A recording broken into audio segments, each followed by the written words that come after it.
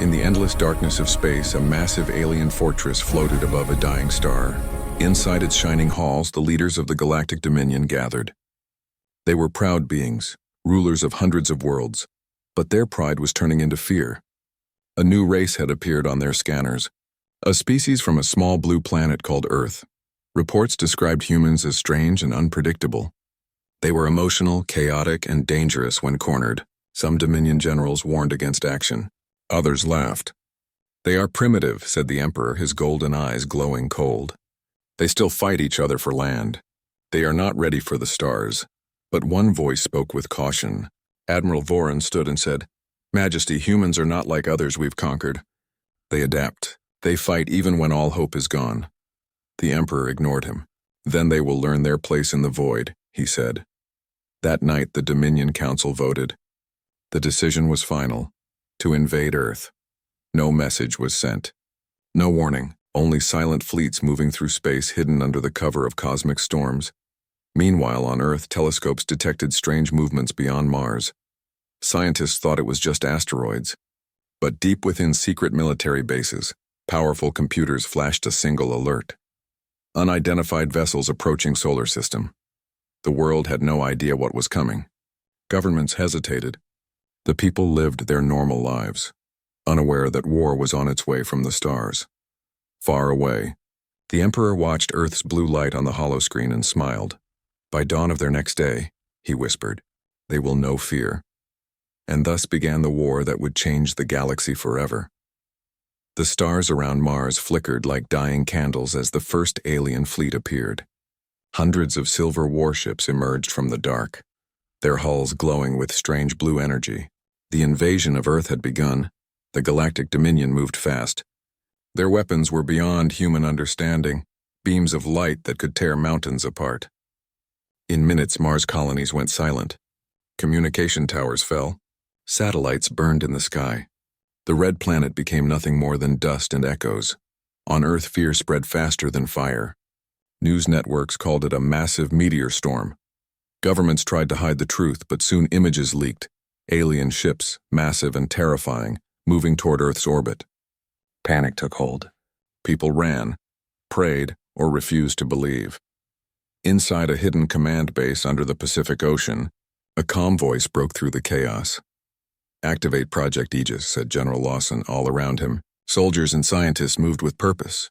Giant doors opened under the ocean, revealing massive structures sleeping for decades. Secret weapons built in silence. In space, the Dominion's commander, Admiral Kyrith, smiled. "Primitive creatures," he said. "This will be over in a day." His fleet charged forward, ready to crush humanity once and for all. But then, something strange happened. A powerful signal pulsed from Earth, disrupting their systems. Dominion radars went dark for a few seconds. When they came back online, several human ships had vanished. But new unidentified vessels appeared in orbit. Ships with unfamiliar shapes, sharp, silent, fast. Admiral Kyrith frowned. That was not expected. For the first time, the mighty Dominion realized Earth had prepared for them, and this war would not be won so easily. The night sky above Earth was no longer peaceful. Strange lights flashed across the heavens as alien ships entered orbit, preparing to strike. But below, deep under mountains and oceans, humanity was waking up its last defense, Project Aegis. In a hidden lab beneath Alaska, engineers worked in silence. "Power core stable," one reported. Another pressed a code into the console, and huge screens came alive with glowing maps of the solar system. Across the world, secret bases activated. The oceans trembled as steel platforms rose from the depths. Inside them waited weapons unlike anything the aliens had ever seen. Rail cannons, plasma launchers, and stealth ships built using recovered alien tech from old crashes. High above, the Galactic Dominion continued its attack. Energy beams rained down, hitting cities, burning forests, turning the night into fire. Humanity should have fallen, yet it didn't. A single command echoed through all human channels. Aegis Protocol, engage. In an instant, Earth's surface exploded with light. From deserts, mountains, and hidden islands, powerful defense systems roared to life. Invisible shields shimmered around major cities. Dozens of human ships, black and silent, launched from orbiting stations, faster and more advanced than anyone thought possible. Admiral Kareth watched from his command bridge. "What is this?" he shouted. They should not have this kind of power. But it was too late. Human ships attacked with precision, cutting through the alien lines like blades of light. One Dominion cruiser fell, then another. The Emperor's voice echoed through the alien fleet.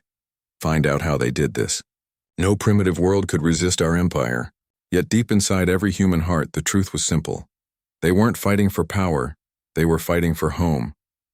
The war had now reached every corner of the sky. Earth burned, but it did not fall. The once blue planet now glowed with fire and courage. The alien fleet circled like hungry beasts, yet every attack met fierce resistance. Humanity refused to die. Among the chaos, one ship rose as a symbol of hope, the HSS Horizon. Sleek, black, and built in secret, it carried the best pilots, soldiers, and scientists Earth had left. Its captain, Mira Holt, was known for her calm voice and fearless heart. "We hold the line," she told her crew. "For every life lost, we make them remember our name." While Dominion ships bombarded the planet, the Horizon led a small human fleet into enemy territory. Their mission? Strike at the heart of the invaders, the Emperor's flagship hidden deep in the shadow of Jupiter. The aliens never expected humans to go on the attack. As the Horizon approached, its stealth field flickered in the cosmic dark. Mira whispered, "Now." Dozens of missiles shot forward, followed by plasma bursts and electronic jammers. The alien fleet turned in confusion. Explosions painted Jupiter's rings red and gold. The Emperor's guard fought back, but the humans were faster. The Horizon launched a weapon known only to a few, the gravity core bomb. A pulse of pure energy bent space itself, tearing the Dominion flagship apart in a storm of light. Silence followed. No one in the alien fleet spoke. Their leader gone. Their pride shattered. Across space, the message spread. Humanity fights back. And for the first time in 1,000 years, fear entered the hearts of the conquerors. The galaxy trembled as news spread. The Emperor of the Galactic Dominion was dead. His flagship, once the symbol of their endless power, was now just burning debris floating near Jupiter's rings. For the first time in centuries, the Empire felt something it had never known before: fear. Across alien worlds, whispers began. Some colonies refused new orders. Others secretly celebrated humanity's victory. The Dominion's fleets, now without leadership, started to fracture. Admirals blamed one another. Commanders fought for control. The once mighty empire began to crumble from within, but Earth did not stop. Humanity knew the war wasn't over. They had won a battle, not the galaxy. From their rebuilt bases on the Moon and Mars, human fleets launched once again, not to conquer but to end the war forever. Captain Mira Holt and her ship, the HSS Horizon, led the final push. Her voice echoed through the comms. "They came to destroy us. Now we show them what it means to stand united." As the last great battle began, alien and human ships filled the sky like a storm of fireflies. Explosions lit the void. The Dominion's largest warship, the Crown of Stars, tried to escape, but the Horizon caught it in its sights. With one final strike, the human fleet unleashed everything they had. When the light faded, silence followed. The crown was gone. The war was over. From the ashes of destruction, a new message spread across the galaxy. The age of the Dominion had ended, and a new power had risen. A power not built on fear or control, but on hope. The war was over, but the scars of battle glowed across the stars. Entire worlds lay silent, their skies filled with the wreckage of fallen ships. The Galactic Dominion, once the strongest empire in known space, had fallen to a race they had once called primitive: humans. In the cold silence of victory, Earth stood united for the first time in its history. Nations that once fought each other now worked as one.